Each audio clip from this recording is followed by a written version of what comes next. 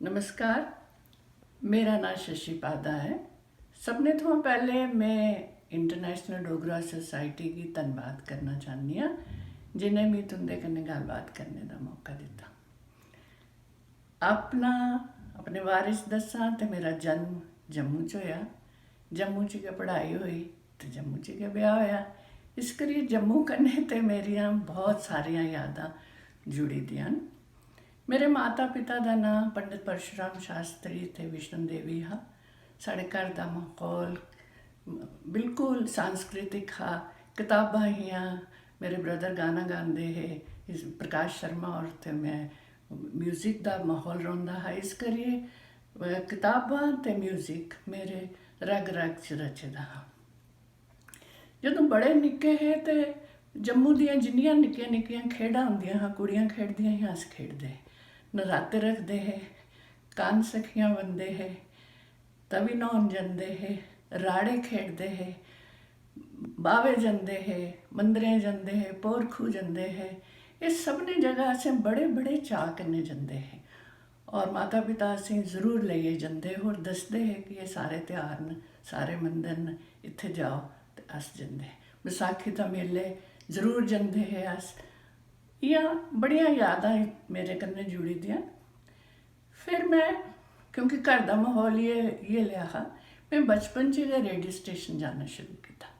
पहले मैं बच्चों के प्रोग्राम जाती रही, फिर मैं उनके नाटकें च हिस्सा लिया, फिर उनके आलेख, उनकी जो भी परिचर्चा, उनके सारे च मैं हिस्सा लिया। ये मिगी गल्लां बड़ियां याद आंदियां। और फिर पढ़ाई की गल करां तो मैं BA की जम्मू कॉलेज तो, उसके बाद MA संस्कृत की जम्मू यूनिवर्सिटी तो, फिर हिंदी की MA की वह भी जम्मू यूनिवर्सिटी तो की, B.Ed की। मिगी जम्मू कॉलेज च गै हिंदी ते संस्कृत पढ़ाने का मौका भी मिलिया और मैं अपनी कॉलेज की मैगजीन की 3 विभाग की संपादक भी रही, हिंदी, संस्कृत ते संगीत की। जिसले मैं BA की तो उस साल मिगी जम्मू यूनिवर्सिटी तो all round best women graduate का पुरस्कार मिलिया। ये मेरे वास्ते बहुत बड़ी उपलब्धि थी क्योंकि उस दिन मेरा ब्याह भी होया। इस करिए ये मिगी बड़ी याद आती है गल। दूई गल ये भी आई ही कि मैं जम्मू यूनिवर्सिटी गई, जम्मू कॉलेज गई, अपने स्कूल गई, डिबेट कंपटीशन च बड़ा मैं रिप्रजेंट किया। मैं कदे चंडीगढ़ गई, कदे दिल्ली गई, कदे मैं बनारस गई, कदे मैं इंटरस्टेट और जगह भी गई। तो ये भी मेरे पालन पोषण च ये मेरा माता पिता का बड़ा और मेरे अध्यापक है उनका बड़ा योगदान है कि वो असें दसदे है कि डिबेट करो। फिर मैं संगीत सीखा, मैं 7 साल सितार वादन सीखा। ਉਹਦੇ 'ਚ भी मैं जम्मू यूनिवर्सिटी की तरफा, जम्मू कश्मीर राज्य की तरफा फर्स्ट प्राइज़ मिलिया। ये भी एक उपलब्धि है। पढ़ाई के कन्ने कन्ने गै मेरे जीवन च एक बहुत बड़ा मोड़ आया।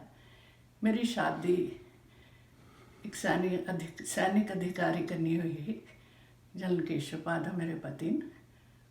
और तुस समझो कि जिसले तुस सेना च चली जाते हो तो थोड़े जीवन च बहुत बड़ा बदलाव आ जाता है।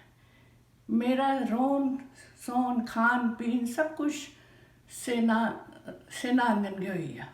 जो तुस मिगी पुछो कि तुंदी केह् पहचान है तो मैं ये आखनी हाँ कि बस मेरी इक्कै पहचान है कि मैं सैनिक पत्नी हूँ। मैं इन्हें वीर सैनिकें गी इन्ने कोला दिक्खेआ, उंदे शौर्य गी, उंदे संकल्प गी, उंदी निष्ठा गी इन्ने कोला जानिया ते पहचानिया जि'यां एक माँ अपने पुत्रें गी जानती है। इस्सै कोला अभिभूत होइयै मैं किताबां लिखनियां शुरू कीतियां। सब तो पहले मैं कविता लिखती ही, फिर मैं 2 संग्रह लिखे, शौर्य गाथाएं ते निर्भीक योद्धाओं की कहानियाँ। इन्हें दोनों कहानी संग्रह च मैं भारतीय सेना के वीर न जेड़े या उनके परिवार न, उनके हौसले, उनके बलिदान, उनके शौर्य की कहानियाँ लिखियाँ। कविता बड़िया लिखियाँ, सैनिकों पर भी लिखियां, जीवन पर भी लिखियां। और इस संदर्भ में एक गल और भी मेरे वास्ते बड़ी अच्छी हुई कि उन्हें दिनों के प्रधानमंत्री अटल बिहारी वाजपेयी होरें कुछ मेरिया कविता कहानियाँ पढ़ियाँ और उन्हें मी बड़ी प्यारी चिट्ठी लिखी। और उस चिट्ठी च उन्हें मी आख्या कि तुस जो काम करा दो वो बड़ा बड़ा अच्छा काम करा दो और तुस एक करते रहो। ये मेरे वास्ते बड़ी प्रेरणा वाली गल ही और मैं अज तक ये गल याद है। पाठकें का बड़ा स्नेह मिलया, सब का स्नेह मिलया और मैं लिखती रही, पढ़ती रही। लेकिन आखिर जिंदगी च एक और मोड़ आया। मेरे पति 2002 जिसले रिटायर हुए तो अस अमरीका आए बच्चे। अमरीका इस लिए आए कि दोनों बच्चे थे। बहुत बड़ा मोड़ हा, बड़ा बदलाव हा, लेकिन अस तय किया तो अस आइए। पर आइए गए इत्थे मी बड़े मौके मिले। सब तो बड़ा मौका मिला कि इत्थे Chapel Hill University, North Carolina राज्य की चैपल हिल यूनिवर्सिटी च हिंदी की मैं प्रोफैसर बनी है। समझो अपने देश की मैं इत्थे रिप्रजेंट ले पई करन। जिल्ले मैं उत्थे प्रोफैसर बनी तो उत्थों के जिन्ने काव्य गोष्ठियाँ हियां या उत्थे जिन्ने इन्ने कार्यक्रम होंदे हे उत्थे मैं आना जाना शुरू करी ओड़िया। और वो बाद इंटर स्टेट अमेरिका च भी दूई स्टेट्स राज्यों च जिन्नियां काव्य गोष्ठियाँ होंदियां हियां उत्थे मैं जाना शुरू किया। 2007 च अंतरराष्ट्रीय हिंदी सम्मेलन होया, उहदे च भी मैं हिस्सा लिया और मैं अपने कविता पढ़ियाँ। हुण भी मैं जगह जगह काव्य गोष्ठियां च जन्नी आं, कविता पढ़नी आं, अपनी संस्कृति के बारे च बोलनी आं, अपने देश के बारे च बोलनी आं, बड़े गर्व कन्नै मैं दसनी आं। वैसे तो अस अमरीका रौह्ने आं पर असें इत्थे भी एक अपना नवां निक्का जिहा जम्मू बसाई लेदा है। मेरे भतीजी, मेरे भतीजे, मेरे भैन, अस सारे जने अस कट्ठे रली मिलिए सारे त्यौहार मनाने। जम्मू के खाने खन्ने, राजमा खन्ने, राजमा चौल खन्ने, अस ओरिया, अस मानी, अस अंबल सब किश खन्ने और सारे त्यौहार मनाने। समझी लो जम्मू छुट्टिया थोड़ा, जियां जम्मू में अपने गंढा च बन्नी आंदा हा वो मेरे कन्नै इत्थे और मी ये कन्नै बड़ा सुख मिलता है। मता क्या आखा, तुस लोग इंटरनेशनल डोगरा सोसाइटी आह्लें में आखनी आं, तुस लोग जो काम करा दे वो बहुत सराहनीय है।